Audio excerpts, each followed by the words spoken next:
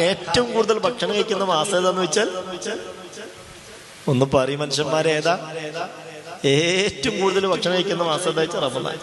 ഏറ്റവും നല്ല ഭക്ഷണം കഴിക്കുന്ന മാസം ഏതാന്ന് വെച്ചാൽ റമദാനാണ്.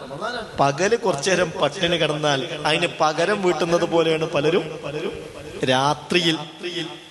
ഭയങ്കര ഇപ്പൊ ചെന്ന് തൂക്കി നോക്കിയാൽ ഒരു 65 കിലോ ഉണ്ടെങ്കിൽ റമദാൻ കഴിഞ്ഞിട്ട് ചെന്ന് തൂക്കി നോക്കിയാൽ പലരും എന്ത് ചെയ്യും? കിലോ കൂടും. കാരണം അത്രയും നല്ല ഫുഡ് കഴിക്കുന്ന വേറൊരു മാസമല്ല.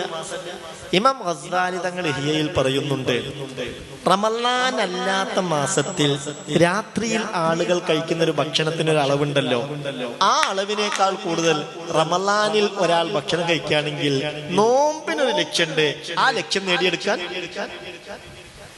കഴിയൂല. നോമ്പ് കൊണ്ടൊരു ലക്ഷ്യമുണ്ട്, ആ ലക്ഷ്യം